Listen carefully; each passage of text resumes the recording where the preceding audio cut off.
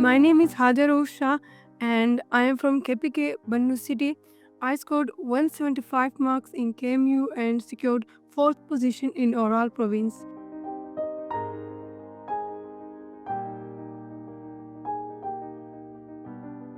वो बहुत ही ज़्यादा इमोशनल मोमेंट था क्योंकि मैं अपनी फैमिली की पहली लड़की थी जिसने एमडीकेट में इतना स्कोर किया। तो पहले तो मैं बहुत ज़्यादा शॉक हुई क्योंकि मैंने अपना गोल यही 175 ही रखा था। मतलब हमने हमारे फिज़िक्स के सर ने हमें कहा था कि अपने लिए कोई गोल सेट करें। तो मैंने वही ये 175 ही गोल सेट किया था। तो बहुत ज़्यादा इमोशनल थी, पहले तो मैं बहुत ज़्यादा रोई थी। तो उसके बाद मेरे सिस्टर्स ने कहा कि ये रोने का वक़्त नहीं है, खुशी का वक़्त है। उठी, वज़ू किया, अल्लाह का शुक्र अदा किया, 2 रकात नफ़ल पढ़े, फिर अपनी सारी फैमिली को इन्फॉर्म किया और बहुत ज़्यादा खुशी का मोमेंट था।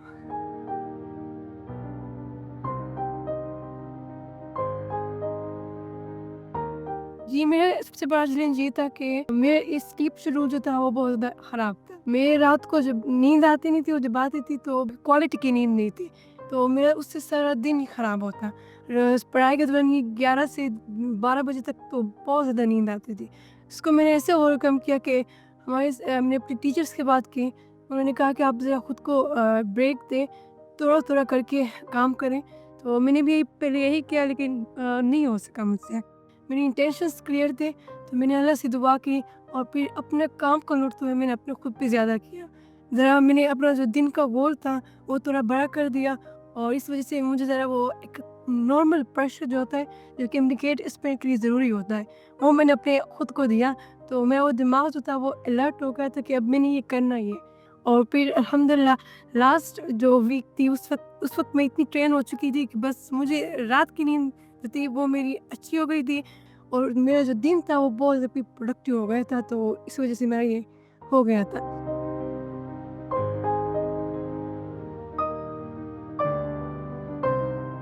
मैं अगर कहूँ तो मेरी आधी जो अचीवमेंट थी वो मैं अपनी टीचर्स के नाम ही करूँगी। मैंने फर्स्ट अटेम्प्ट जो था जब मैं ऐसी फिज़िकल एकेडमी जॉइन की थी, उसमें मेरी कंट्रीब्यूशन जो थी वो हमें सिर्फ़ पढ़ाते थे और एक एमडी के एस्पिरेंट को सिर्फ़ पढ़ना नहीं होता है, और भी बहुत कुछ करना होता है। तो इस वज़ह से मेरे टीचर्स जो थे वो उन्होंने हमें गाइड किया। हमारे फिज़िक्स के टीचर कहते थे कि एबनिकेट में आपको पढ़ने से ज़्यादा आपको पता होना चाहिए कि आपने करना क्या और क्या नहीं करना है। ये एक पाथ जो होता है ये आपके लिए बहुत ज़रूरी होता है और इस पाथ में हमारे टीचर्स ने हमें बहुत हेल्प की। मैं कहती हूँ कि अगर हमारे टीचर्स नहीं होते, फिज़िक्स इन सेकंड नहीं होता तो शायद मैं इतना स्कोर ही ना करती। एवरेज स्कोर कर लेती लेकिन इतना स्कोर नहीं करती, तो बहुत ज़्यादा हेल्प किया।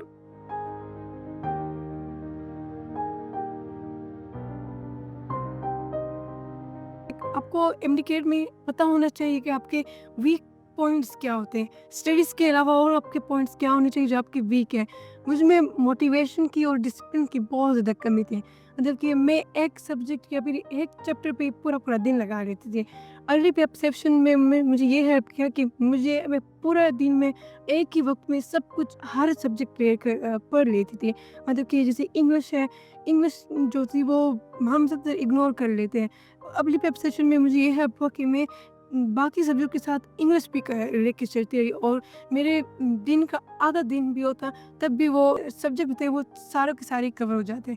तो वो इसमें मुझे डिसिप्लिन होने में मुझे हेल्प किया।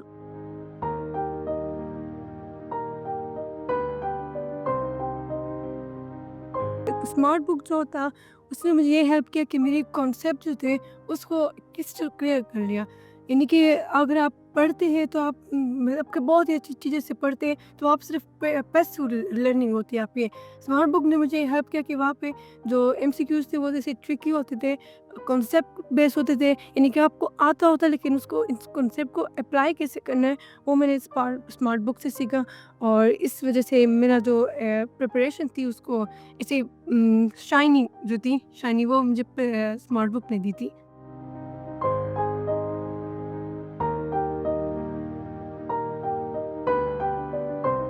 टेस्ट सेशन जो थे वो मैंने थोड़े जो थे वो फिजिक्स एंड सेकंड के भी किए थे और उस पे मैंने पेपर बेस्ड जो थे उसको भी ज़्यादा प्रायोरिटाइज़ किया था क्योंकि हमारा पेपर जो था वो टेस्ट जो था वो पेपर बेस्ड था। तो उस वजह से मुझे ये हेल्प हुआ कि मैं टाइम मैनेज कर सकी थी और टाइम से पहले ही मैं अपना टेस्ट जो थी वो कंप्लीट करने में मुझे हेल्प किया था और मुझे कॉन्फिडेंस मिला कि 3 घंटे जो थे वो मेरा इतना कुछ बिगाड़ नहीं सकते। मैं 3 घंटों में बहुत कुछ कर सकती हूँ। तो मुझे कॉन्फिडेंस मिला उससे।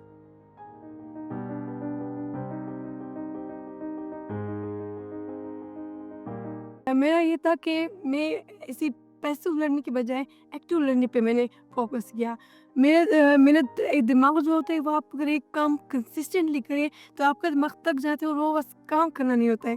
आखिरी वीक और आखिरी मंथ जो होते हैं वो इंडिकेट करने के सबसे मुश्किल तरीन दिन होते हैं। इसमें आपको लगता है जैसे मैं सब कुछ बोल रहा हूँ। ख़ासकर ये जो लास्ट 2 वीक्स होते हैं इसमें तो आपको लगता है जैसे कि बस हाँ, सब कुछ ख़त्म हो चुका है। मेरे में जो पड़ा था वो सब कुछ ही बोल गए। इस वक़्त आपने होप बिल्कुल लूज़ नहीं करना होता है। ऐसी एनर्जी अपने साथ लेकर चलें कि वो आपको गिरने ना दें।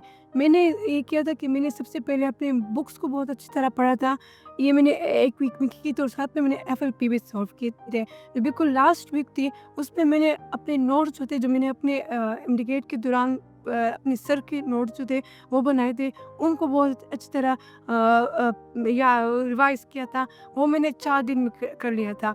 मेरा जो टेस्ट था वो एक दूसरी सिटी में था तो मुझे जो लास्ट दिन था वो मैंने तो हटा ही देना था।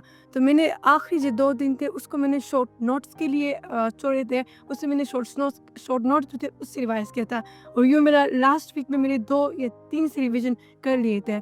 मैंने ऐसा किया था कि हर हफ्ते में अपने एक अलग जो नेक्स्ट वीक होता मैं उसकी स्ट्रेटजी जो थी वो सबसे पहले रख लेती थी अपने लिए। तो मैंने अपने नोट्स भी से भी रिवाइज़ किया था, अपने शॉर्ट नोट्स से भी और साथ में मैंने अपने बुलेट पॉइंट्स बनाए थे, उससे भी मैंने रिवाइज़ किया था। तो ये सब जो बुक का हर पॉइंट सर का बताया हुआ हर पॉइंट मुझे याद हो गया था।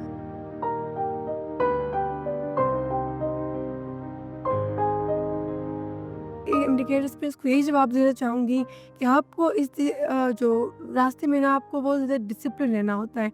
कभी भी आपको अगर कॉन्फिडेंस लूज़ हो जाए, अपने आप को मोटिवेट करें, कोई ऐसा फ़ोर्स अपने पीछे लगाए जो आपको आगे पुश करने में हेल्प दे।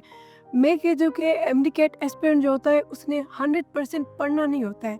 आपको अंधाधुंध नहीं पढ़ना होता है। आपको 80% पढ़ना होता है, 20% आपको अपने एनालिसिस पर काम करना होता है। आपको ये जर्नी कैसे गुज़ारनी है, आपने स्ट्रैटेजिक वे में कैसे पढ़ना होता है।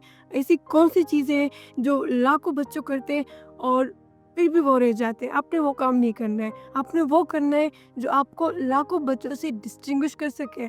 इसके लिए आपको इन 20% एनालिसिस पे काम करना होगा। अपने टीचर्स को सुनना पड़ेगा। हमारे टीचर्स जो थे वो हमें सिर्फ़ पढ़ाते नहीं थे। वो ऐसी बहुत सी ट्रिक्स हमें बताते थे जो हमें हेल्प करता था कि हम उन पे काम करें और हम एक अच्छा परफ़ॉर्म करें।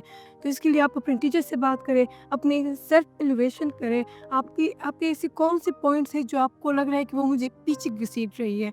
तो आपने उन पे काम करना है और बस आगे बढ़ना है और कभी भी होप लूज़ नहीं करना है। आपने इस जर्नी में बहुत ही होपफुल रहना होता है। हमारे एक्सपीरियंस थे सीनियर थे वो कहते थे कि बहुत से बच्चे पढ़ते हैं लेकिन बहुत कम बच्चों को यकीन होता है कि मैं कर सकूँगी। तो आपने ये यकीन अपने खुद में पैदा करना होता है और किसी भी मोड़ पर आपने डरना नहीं है और ना ही अपने डिसिप्लिन को लूज़ करना है, ना ही होप को लूज़ करना है। बस मैं यही कहूँगी।